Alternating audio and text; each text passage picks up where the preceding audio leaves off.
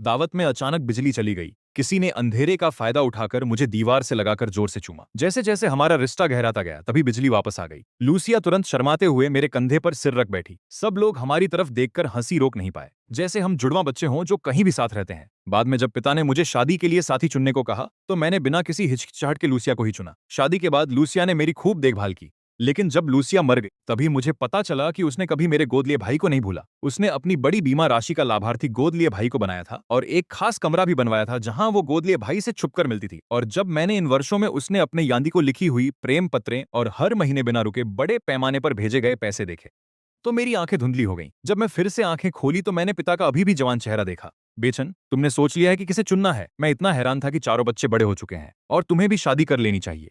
जिसे भी चुनो, पापा को बता देना। मैं वाकई उस दिन पर वापस आ गया था जब मैंने अपनी भविष्य की पत्नी चुनने की घोषणा करनी थी। लिंजा अंशन का सबसे ताकतवर परिवार है और मैं उनका इकलौता बेटा हूं, ताकि मैं भविष्य में एक अच्छी बहू पा सकूं। लिंग के पिता ने 4 परिवारों में से 4 लड़कियों को मेरे लिए चुना था, जो बचपन से मेरी बॉडीगार्ड की तरह मेरे साथ रहे। उनके पास ताकत, बुद्धिमानी और खूबसूरती सभी में नंबर 1 की क्वालिटी थी। लूसिया वह लड़की थी जिसे मैं सबसे ज्यादा पसंद करता था। मैं पहले ही उसके दिल में गिर चुका था। जहां भी जाता मैं खास तौर पर उसे अपनी सुरक्षा के लिए चुनता था। लेकिन आज जब पिता ने पूछा कि क्या मैंने अपनी भविष्य की पत्नी चुन ली है, तो मैं चुप रहा। पहले मैं बिना किसी झिझक के लूसिया को चुन लेता था, पर आज मैं इतना सोच रहा था। लिनफू ने प्यार से कहा, वही लड़की चुन लो। लुजाइन 4 परिवारों में सबसे कमजोर नंबर पर है, लेकिन अगर वह तुम्हारी अच्छी तरह से देखभाल करेगी और जल्दी से मुझे पोता पोती देगी तो मैं तुम्हारी शादी मंजूर कर लूंगा। मैं अंदर से हंस पड़ा, क्योंकि पिछले जन्म में लूसिया ने मुझे छूने तक नहीं दिया था और उससे भी बढ़कर उसका दिल हमेशा लिन्नासान के लिए धड़कता था। नहीं, मेरे पास पहले से ही कोई और विकल्प है। बाकी लोगों को पता है कि तुम लूशिया को पसंद नहीं करते, अब नहीं पसंद करते, आगे कभी पसंद नहीं करोगे। 4 बड़े परिवार के लोग पहले ही पूरी तरह से इकट्ठा हो चुके हैं और कमरे में मेरा इंतजार कर रहे हैं। जैसे ही मैं आया, लूशिया ने मुझे एक तरफ खींचा और कहा, मुझे पता है कि आज तुमने मुझे चुना है, लेकिन बड़े साहब, मेरा दिल पहले ही किसी और के लिए धड़कता है। उम्मीद है कि तुम अपना फैसला बदल सकोगे। ये बातें मैंने पिछली जिंदगी में भी सुनी थी, लेकिन तब मैं बहुत आत्मविश्वासी था और मानता था कि एक दिन मैं उसका दिल जीत लूंगा। लेकिन इस बार मैं नहीं मानूंगा। लूशिया, मैं किसे चुनता हूं, ये तुम्हारा काम नहीं है। अगर तुम सच में मुझसे शादी नहीं करना चाहती, तो अभी अपने माता पिता के साथ चले जाओ और मेरी जिंदगी से हमेशा के लिए दूर रहो। लूशिया हैरान रह गई। ये पहली बार था जब मैं उससे इस तरह की भाषा में बात कर रहा था। पहले मैं हमेशा उसके हर मन की बात मानता था। अब कुछ कहने की जरूरत नहीं, मैं अंदर चला जाता हूँ। लूशिया, उम्मीद है कि मेरा ये फैसला तुम्हें खुश करेगा। उसे चुप देख मैं बिना मुड़े ही लिविंग रूम में चला गया। ये आखिरी बार था जब मैं 4 बड़े परिवारों के सामने अपनी शादी का मामला उठा रहा था। सब लोग सांस रोके एकदम स्थिर होकर मुझे देख रहे थे। सामने बैठी लुशिया ने गंभीर चेहरा बनाकर कहा, बड़े साहब, कृपया मेरे कहे हुए बारे में सोचो और फिर अपना फैसला लो। उसकी बेचैन नजरें देखकर मेरा दिल थोड़ा दुखा। लगता है कि वह सच में मुझसे शादी नहीं करना चाहती और बेहतर है कि लू परिवार हमलिम परिवार जैसे बड़े सहारे को खो दे। उसे ऐसा देखकर मैं काफी घबराया। लूसिया, तुम तो पहले से ही जानती थी कि बड़ा साहब तुम्हें चुनेंगे, फिर भी पीछे से ऐसा क्या बोलती रही? चेन रान ने भी होंठ दबाए हुए कहा, हम तो पहले ही उम्मीद छोड़ चुके थे, है ना जिनशिया? मैंने वंचिसा को देखा। चारों में मुझे सबसे कम पसंद वही थी, लेकिन जब भी कोई दिक्कत होती सबसे पहले वही आती थी। भले ही वो तीखी और चालाक हो, चारों में सबसे काबिल वही थी। पिछली जिंदगी में उसने 10 साल से भी कम में दुनिया की सबसे अमीर बन गई थी। अब जब भगवान ने मुझे दूसरी मौका दिया है तो मैं सबसे अच्छा ही चुनूंगी। मैं बोल ही रही थी कि अचानक आंगन में किसी जानवर की गर्जना सुनाई दी। तुम क्या कर रहे हो? तुम्हें कितने महंगे हैं, तुम्हें पता है? पारदर्शी खिड़की में से सबने देखा कि लिन नानशान घबराते हुए एक आदमी से माफी मांग रहा था। माफ कीजिएगा, मैंने जानबूझकर ऐसा नहीं किया, मैंने अभी देखा ही नहीं था। तुम्हें क्या हुआ? आंखें हैं ही नहीं क्या? कौन हो तुम जो इतनी घटिया कपड़े पहन के आए हो मिस्टर लिन की बर्थडे पार्टी में? क्या तुम्हें बर्दाश्त नहीं हो रहा? जैसे ही उसने हाथ उठाया कि लिन नानशान पर वार करे, सोफे पर बैठे लुशिया भागी बाहर। शू जिंग और चेन रान को भी लगा कि उनकी कोई उम्मीद नहीं, इसलिए वे वंजसा को लेकर मजा देखने चल पड़े। जाने से पहले वंजसा ने मुझे एक नजर मारी। उसकी खूबसूरत आंखों में कुछ अनजानी सी भावनाएं थी। वह थप्पड़ नहीं पड़ा। शीए परिवार के नवाब ने लूशिया और उसके साथियों को देखते ही हाथ वापस खींच लिया। लू मिस, किसने तुम्हें उसे मारने की इजाजत दी? तुम्हें पता है वो कौन है? वो भी मिस्टर लिन है, लिन परिवार के दूसरे बेटे। लिन बेचैन के भाई, क्या तुम्हें आंखें नहीं हैं? वह आदमी देखकर कि लूशिया इतनी गुस्सा है, माफी मांगकर जल्दी से मुड़ गया। उसने पीछे मुड़कर कमरे में मेरी तरफ देखा। माफ करना, क्या मैंने तुम लोगों को परेशान कर दिया? मैं ध्यान नहीं दे पाया, बहुत अंधेरा था, मैंने तुम्हें नहीं देखा। तो वो और घबरा कर समझाने लगा। लूशिया ने उसकी हथेली को प्यार से थाम लिया। लिन नानशान, तुम भी लिन परिवार के छोटे मालिक हो। अगली बार अगर कोई तुम्हें तंग करे तो खुद को और ज्यादा तकलीफ मत देना।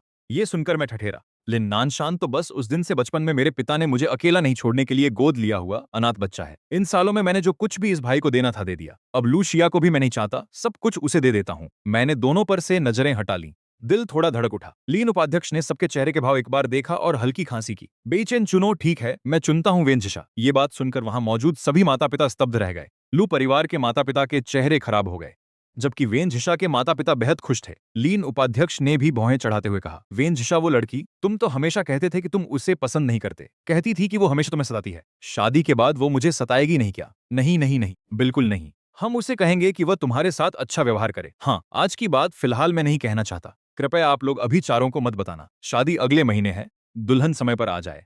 बस इतना ही चाहिए। सभी ने सिर हिलाकर हामी भरी। मुझसे भी कोई विरोध करने की हिम्मत नहीं कर रहा था। बातों की डिटेल्स फाइनल होने के बाद सब धीरे धीरे चले गए। जैसे ही मैं आंगन में पहुंचा, लिन नानशान जल्दी से माफी मांगने लगा। भाई माफ करना, मेरी गलती थी। मैंने अभी जो हलचल मचाई वह नहीं करनी चाहिए थी। मुझे कमरे में छुप जाना चाहिए था और बाहर नहीं आना चाहिए था। लेकिन बाहर बहुत भीड़ भाड़ थी, मैं कुछ भी कह नहीं पाया और लीन नानशान पहले ही घबराने लगा था। जो लोग नहीं जानते थे वे सोचते कि मैंने उसके बड़े मालिक को परेशान किया है। लीन नानशान जानबूझकर ऐसा नहीं कर रहा था। तुम्हारे लिए मैं लूसिया की तरफ से उसे बचाऊंगा। मुझे पता है कि हमारी सगाई तय है। बस तुम लीन नानशान के साथ थोड़ा अच्छा व्यवहार करने का वादा करो। मैं तुम्हारे साथ शादी करने को तैयार हूं। लीन नानशान का शादी करने को तदल गया। वह लूसिया के पास छिपकर लगातार कांप रहा था। मैं मुस्कुराया। मुझे खुद भी नहीं पता था कि मैंने क्या किया था कि लूसिया ने गलती से सोच लिया कि मैं उसे तंग कर रहा हूं। उसकी परिवार ने तुम्हें कपड़े खरीदने के लिए पैसे नहीं दिए। तुम ऐसे पहनकर बाहर आई हो, लोग क्या सोचेंगे?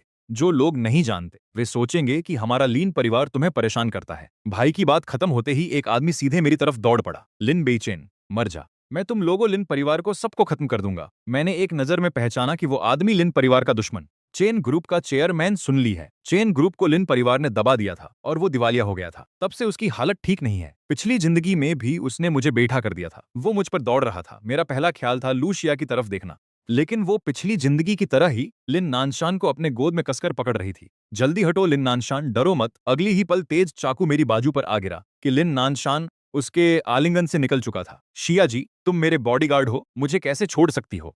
भाई तुम घायल हो गए हो, मार डालो उन्हें। तुम लोगों लिन परिवार को सब खत्म कर दो। लिन नानशान दौड़ा, सुनली चाकू लहराने लगा और जब वो शिया को चोट पहुंचाने वाला था तो लू शिया सीधे उसके ऊपर गिर पड़ी। लिन नानशान सावधान, वो चाकू लू शिया की पीठ पर मारने वाला था। सेंचम पूरी तरह से हड़कंप मच गया। किसी ने चिल्लाकर कहा, लिन साहब की सुरक्षा करो। जब मैं समझ ली कि नजरें फिर से मुझ पर टिक गईं। उसने चाकू उठाया और मुझे मारने ही वाली थी। मैंने आंखें बंद की और चिल्लाया, लूशिया, क्या तुम भूल गई हो कि तुम मेरी बॉडीगार्ड हो? चाकू फिर से नीचे आने वाला था कि एक औरत ने जोर से मुझे अपनी बाहों में लगा लिया। मैं उठाकर देखा तो वो औरत थी वेन झीशिया। उसका नखरा बड़ा साफ था। उसने कहा, क्या तुम पागल हो? चुपो। अगली ही पल उसने मुझे छोड़कर सून ली से भिड़ गई। अब मुझे साफ दिख रहा था कि वो कौन है। वो मुंह से कह रही थी कि वो चाहती है मैं जल्दी मर जाऊं, लेकिन जब खतरा आया तो सबसे पहले जो मेरी मदद को आया वही था। उसकी ताकत लुशिया से कम नहीं थी। उसने कुछ ही देर में सून ली को काबू कर लिया, लेकिन वो भी थोड़ा घायल हो गया था। मैं आगे बढ़ने वाला था कि उसने उठकर मेरा नाम लेकर मेरी बाजू खींची। चुन, मैं ठीक हूं, तुम जिंदा रहो, ये काफी है। ये कहकर वो बिना मुड़े चली गई,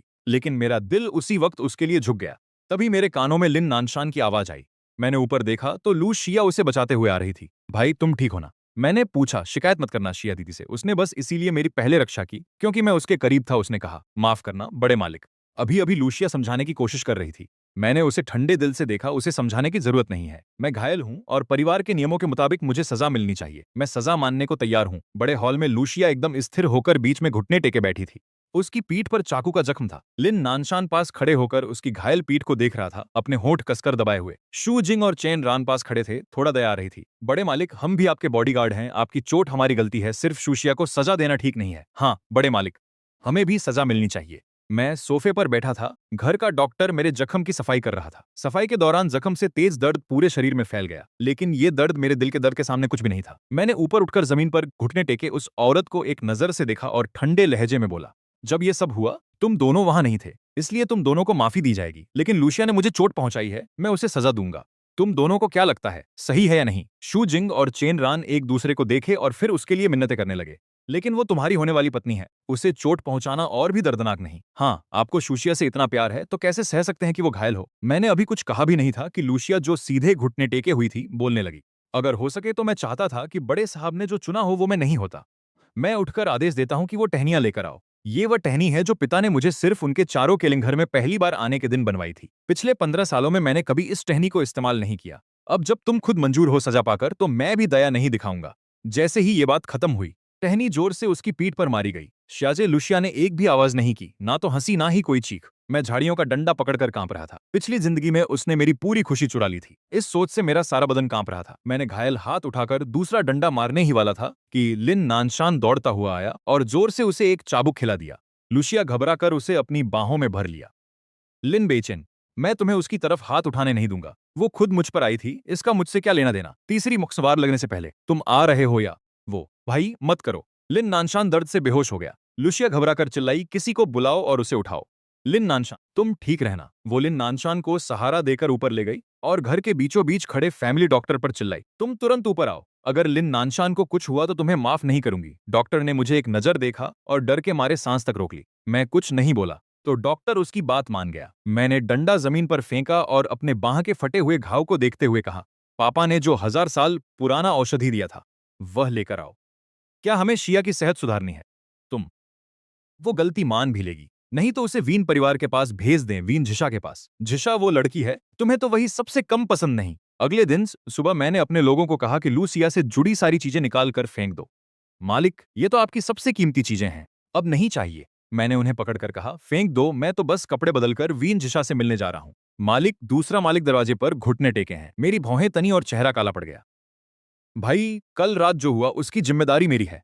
कृपया गुस्सा मत हो। शिया दीदी को दोष मत देना, ठीक है? मैं उसकी तरफ से माफी मांगता हूँ। वो सीधा दरवाजे के पास घुटने टेके खड़ी थी। उसकी डरती हुई शक्ल देखकर मेरी भौहें और भी तनी। लिन नानशान, तुम्हारा ये नाटक कब तक चलेगा? और जारी रखा तो मजा नहीं आएगा। मैं उसके पास से निकल कर जाने लगा, लेकिन उसने मेरा टखना पकड़ लिया। नहीं भाई, अगर तुम शिया दीदी को माफ नहीं करोगे तो मैं नहीं जाऊंगा। तुम सच में क्या चाहते हो ये मत भूलो। आज तक जो कुछ भी तुम्हारे पास है वो सब मैंने तुम्हें दिया है। मेरी बिना तुम कुछ भी नहीं हो। और फिर तोलिंजा का दूसरा बेटे होने की बात छोड़ो। हाँ, तुम्हें क्या लगता है मुझे इस दूसरे बेटे की औकात की फिक्र है? लोग तो बस मुझे तुम्हारा नौकर समझते हैं। मैं आज तुम्हारे पास इसीलिए आया हूं ताकि तुम वो पसंद करता है, वो मैं हूं। वो सिर्फ मुझसे शादी करना चाहता है। मैं तुम्हारे लिए इतने सालों से सहारा बनी रही, तुमसे बस इतना ही तो मांगती हूँ। इतना मुश्किल नहीं होगा ना?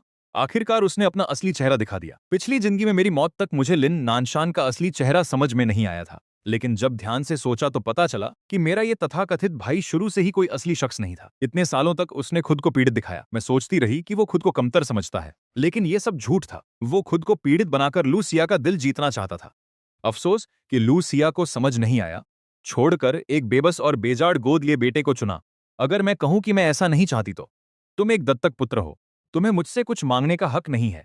अगर लंजा में रहना है तो ठीक से रहो, वरना 4 बड़े परिवारों में से कोई भी तुम्हें अपनी बहू नहीं बनने देगा। उसकी आंखों में एक ठंडी चमक चमकी। लिनासा ने मेरी टखने को कस के पकड़ लिया। तुम इतने कड़े हो तो मुझ पर गुस्सा मत करना। उसकी 10 उंगलियां मेरे टखने में गहराई तक घुस गईं। मुझे बहुत दर्द हुआ। मुझे छोड़ो। मैं जोर से उसे ठेलने ही वाला था कि लिनासान का शरीर सीधा सीढ़ियों की तरफ लुढ़क गया। मेरी बाहें बहुत दर्द कर रही थीं। मैं अभी संभला भी नहीं था कि लूसिया बाहर से दौड़ती हुई आई। लिनासान, तुम कैसे हो? लिम्बेचन, तुमने काफी किया। अगर तुमने लिंसान पर फिर हाथ उठाया तो मैं कसम खाती हूं कि मैं तुमसे कभी शादी नहीं करूंगी। मैंने नहीं किया, वो खुद है और मानने से इनकार कर रहा है। तुम सच में बहुत बेतुके हो। मैंने खुद देखा कि तुमने उसे सीढ़ियों से धक्का दिया और तुम अभी भी बहाने बना रहे हो। मेरे भाई शाजे, मुझे दर्द नहीं हो रहा, हड्डी टूट गई है। डर मत, तुम्हें अस्पताल ले जाऊंगी। जाते हुए उसने यूनन लिंचलो के कूड़ेदान में उसके बारे में पड़े सामानों को देखा। सब बाहर निकालो, उसने ठंडी हंसी के साथ कहा। अभी शादी भी नहीं हुई, फिर मेरी चीजें शादी के कमरे में डालने की इतनी जल्दी क्यों है? लिन बिचेन, मैं तुम्हारे साथ शादी करूं भी या नहीं ये तो देखना पड़ेगा। मिस लू, ये सब माल मालिक ने मुझे फेंकने को कहा है। बस करो, मेरे पास ये बकवास सुनने का टाइम नहीं है। लू शिया ने लिन नानशान का सहारा लेकर बिना मुड़े चले गए, लेकिन उसने नहीं देखा कि लिन नानशान के होठों पर एक हल्की सी मुस्कान थी। लेकिन मैं साफ साफ देख सकता था वो मुस्कान मैंने नीचे देखा, अपने पैर पर लगे जख्म को। लेकिन लू शिया मेरी झपकी भरी नमकीन आंखों से शादी के दिन गिन रही थी। मैं सच में देखना चाहता था कि शादी के दिन जब उसे पता चले कि जिसे वो की क्या प्रतिक्रिया होगी। लू शिया ने 3 दिन अस्पताल में लिन नानशान का साथ दिया और इस 3 दिन मैं उसे कहीं नहीं देख पाया। चौथे दिन जब मैं लिन फू से शादी के दिन की तैयारियों पर बात कर रहा था, तभी लू शिया दौड़ती हुई अंदर आई। बड़े मालिक लिन बाफू, मुझे आपसे कुछ कहना है।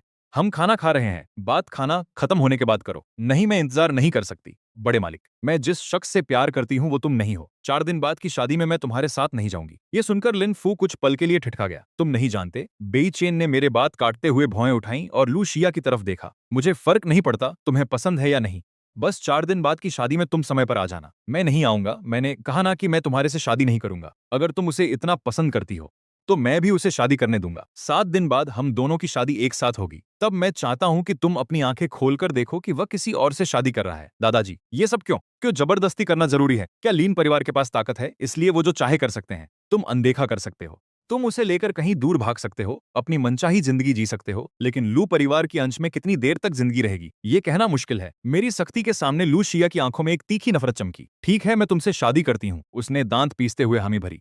लू सिया के जाने के बाद लिन फू ने असमंजस में पूछा, बेचैन, ये सब क्यों? तुम तो कह रहे थे कि तुम जीशिया से शादी करोगे, फिर लुशिया को क्यों तंग कर रहे हो? वो मुझसे कुछ लेना चाहता है। काफी देर बाद मेरा गुस्सा धीरे धीरे कम होने लगा। पापा, आप उन्हें पूरा कर दो। 7 दिन बाद मैं और लिन नानशान एक साथ शादी करेंगे। मैं वंजीसा के साथ जाऊंगा और लिन नानशान लूशिया के साथ। अगर वह लिन नानशान को इतना पसंद करती है तो मैं उसे पूरा करता हूँ। मेरा मन नहीं लग रहा था। मैं उठकर रेस्तरां से बाहर निकला और आंगन में एक दूसरे को कसकर गले लगाते हुए दोनों को टकरा गया। लूशिया रोरो के लगभग सांस ही नहीं ले पा रही थी। उसके चेहरे पर आंसू फैल गए। माफ करना, ये मेरी कमी है। उसने लू परिवार की ताकत से मुझे धमकाया, इसलिए मुझे उससे शादी करनी पड़ी। लेकिन मैं तुमसे वादा करती हूँ, इस जिंदगी में मैं उसे कभी भी अपना करीब नहीं आने दूंगी। लिन नानशान, मैं तुमसे प्यार करती हूँ। लिन नानशान बार बार उसके चेहरे से आंसू पहुंचता रहा। दिल में उसका दर्द महसूस करते हुए उसे अपने बाहों में भर लिया। क्यों क्यों भाई मुझसे ऐसा कर रहा है? मैंने तो बस तुम्हें पसंद किया था। क्यों मेरी जिंदगी इतनी कष्टमय है? क्यों मैं सिर्फ एक अनाथ हूँ? शिया दीदी, मैं ऐसा नहीं चाहता। तुम किसी और से शादी कर चुकी हो। जब दोनों का प्यार इतना गहरा हो गया कि वे एक दूसरे को गले लगा लेते हैं, वो रोमांटिक पल देखकर जो लोग नहीं जानते शायद मर मिटते, लेकिन मुझे तो बस हंसी आती है। लिन नानशान, क्या तुम्हें पता है कि मैं तुम्हें क्यों पसंद करती हूँ और बड़े साहब को क्यों नहीं? 10 साल पहले जब मैं बॉडीगार्ड ट्रेनिंग ले रही थी, मेरी ब्लड शुगर कम हो गई थी और मैं बेहोश हो गई थी। तब तुम बारिश में भीगते हुए, लड़खड़ाते हुए मुझे अपनी पीठ पर उठाकर लिन परिवार तक ले आए थे और कहा था कि मुझे संभालना है। उसी दिन से मैंने वादा किया कि मैं तुम्हें पूरी जिंदगी प्यार और संभाल कर रखूंगी। लिन नानशान सामने खड़ी उस औरत को देखकर थोड़ी देर के लिए चुप रह गए, लेकिन कुछ नहीं बोले। और मुझे आखिरकार समझ आया कि लू शिया को लिन नानशान से इतना प्यार क्यों था। असल में उसने उस साल की मेरी जगह लिन नानशान को समझ लिया था। हाँ, एक कड़वी मुस्कान होठों पर आई। मैंने होठ दबाकर तंज कसा, लू शिया, तुम कितनी बेवकूफ हो। मैं ऊपर जाने लगी। कमरे में घुसते ही कोने में किसी का साया दिखा। मेरी भौहें तनी और मैं उसे धकेलने ही वाली थी कि आधा चिल्लाकर रुक गई। इसके बाद मैंने कभी खतरे में पहला नाम उसके नाम का नहीं लिया। वेन झीशिया। मैंने गहरी सांस ली और नाम बदलकर देखना चाहा कि क्या वेन झीशिया मेरे सामने आएगी। अचानक सामने वाला साया हिला, दरवाजा खटखटाया और ने दीवार पर लगी लाइट जलाई। वेन झीशिया खिड़की के पास बैठी थी। मैं उसके पास गई। इतनी देर हो गई है और बाहर अभी भी बारिश हो रही है। तुम यहाँ क्या करने आए हो? मैंने तो कहा था कि तुम घर आराम करो। कुछ नहीं, बस तुम्हारे जख्म देखना था।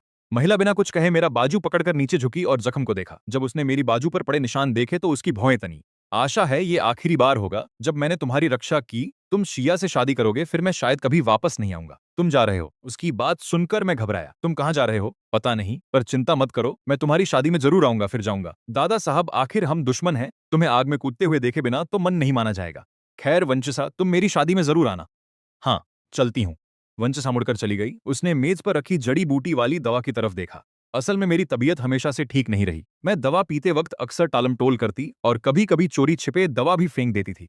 दवा लेना याद रखना। उसने मुझे एक टॉफी फेंकी और दरवाजा बंद कर दिया। फल की टॉफी देखते हुए मैं हंस पड़ी। वो सच में हर बार मेरे दवा पीने के वक्त आ जाता है और मुझे एक टॉफी देता है। पिछली जिंदगी में मैं उसकी अच्छाई क्यों नहीं देख पाई। शादी के दिन मैं और लन्नासान दोनों हीलंजा से निकले। दोनों ने सूट पहना था, लेकिन मेरा सूट खास कारीगरी वाला कस्टम मेड था। लिन्नासान का सूट भी महंगा था, लेकिन जब वह मेरे बगल में खड़ा हुआ तो उसकी चमक फीकी पड़ गई। हम बाहर निकलते वक्त एक आगे और एक पीछे थे। लिम्बेचन, मैं तुम्हें छोड़ूंगा नहीं। लिन नानशान गुस्से से मुझे घूर रहा था, लेकिन मैं सिर भी नहीं घुमाया। इतना जल्दी मत बोलो, शायद थोड़ी देर बाद तुम मुझसे शुक्रगुजार हो जाओगे। लिन परिवार के दरवाजे से बाहर निकलते हुए लिन नानशान की आंखें लाल हो गई थीं। शिया दी, लू शिया मेरे बगल में सीधे खड़ी थी। उसने लिन नानशान की लाल आंखें देखकर अपने हाथ मुट्ठी में बांध लिए और आखिरी बार मुझसे गुहार लगाई, छोटे मालिक, मैं आपसे विनती करती हूँ, किसी और को चुन लो। मैंने उसकी बात का जवाब नहीं दिया, बल्कि दुल्हन के बटन होल को उसके सीने पर लगा दिया। लूशिया, तुम्हारे पास चुनने का कोई अधिकार नहीं है। लिन नानशान को थोड़ा कम आंसू बहाने दो, नहीं तो बाद में उसे अपनी जिंदगी सूनी लगेगी। मेरी इस हरकत को देखकर लूशिया ने लाल होंठ दबा ली और गंभीर होकर बोली, तुम आखिर किससे शादी कराना चाहते हो?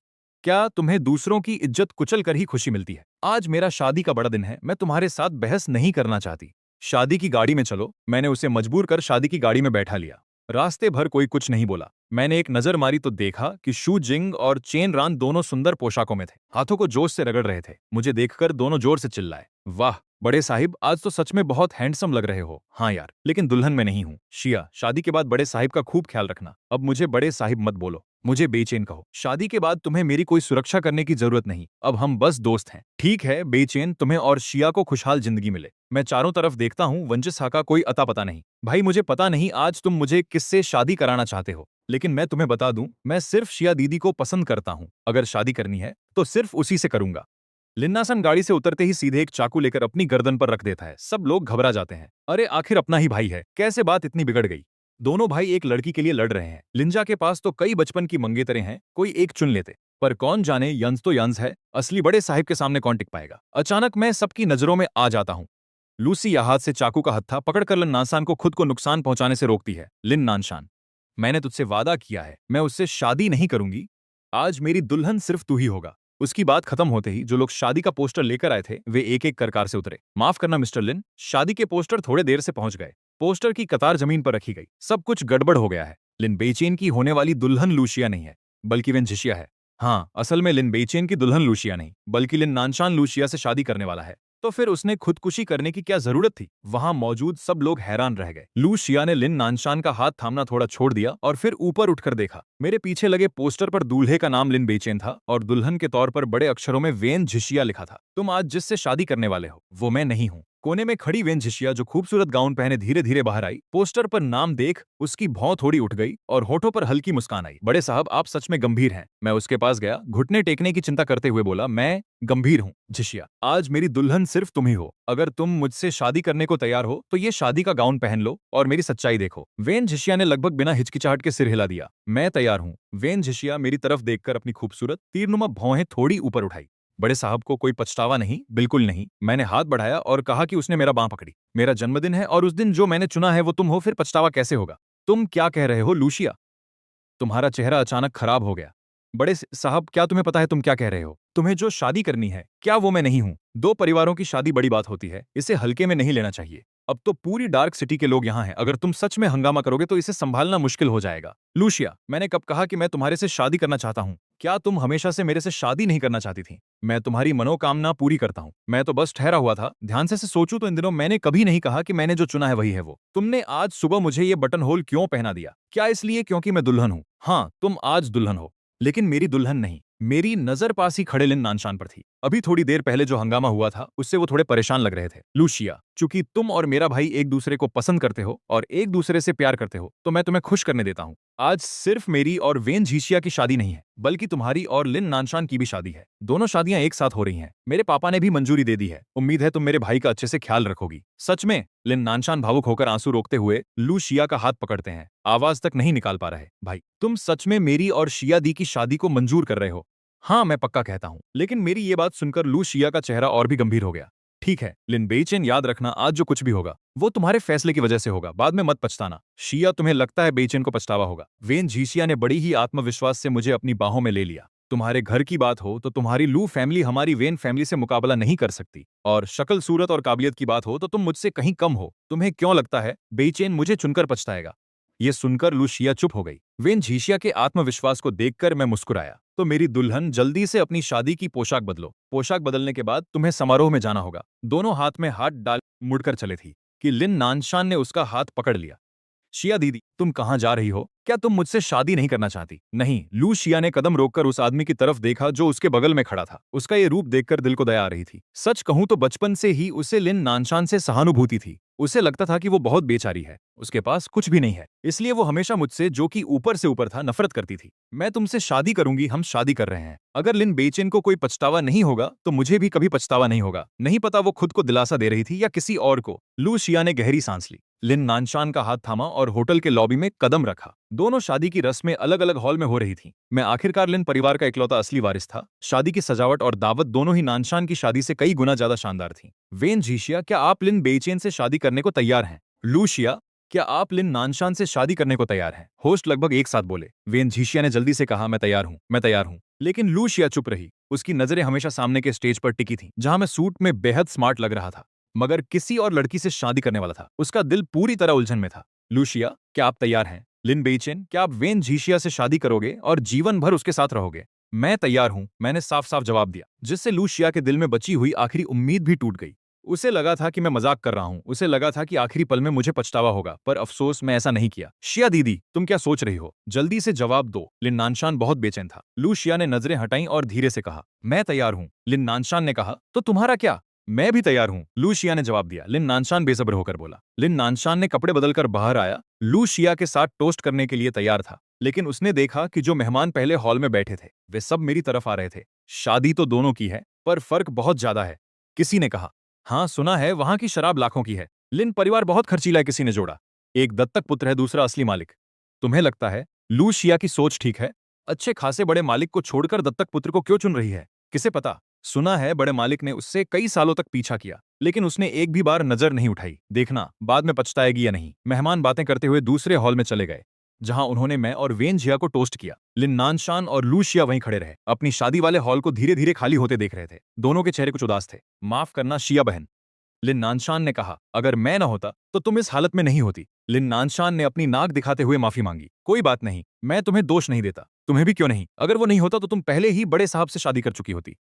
सिया, तुम्हें पता है तुमने अपने हाथों से हमारे लू परिवार का भविष्य बर्बाद कर दिया है। माँ, ऐसा मत कहो। अब मैं लिन नानशान से शादी कर चुकी हूँ। लिन बेइचेन ने भी किसी और से शादी कर ली है। सब कुछ तय हो चुका है। मुझे कोई पछतावा नहीं है। मैं उस वक्त डर गई थी कि लिन बेइचेन पछताएगा और बाद में मुझसे माफी मांगेगा। लूशिया ने मेरी तरफ देखा, जो दूर नहीं था। उसे लगा मैं उसकी तरफ देखूंगा, लेकिन मैंने उसकी तरफ एक भी बार नहीं देखा, बल्कि खुशी से मुस्कुराया। लूशिया ने सोचा कि शायद बहुत समय हो गया जब उसने मुझे इतनी खुशी से मुस्कुराते देखा था। शिया बहन, तुम्हें क्या लगता है, क्या तुम मुझसे शादी करके पछताओगी नहीं? तो चलो एक साथ जिंग को एक प्याला देते हैं। अगर वो नहीं होता तो हम दोनों भी आसानी से शादी नहीं कर पाते।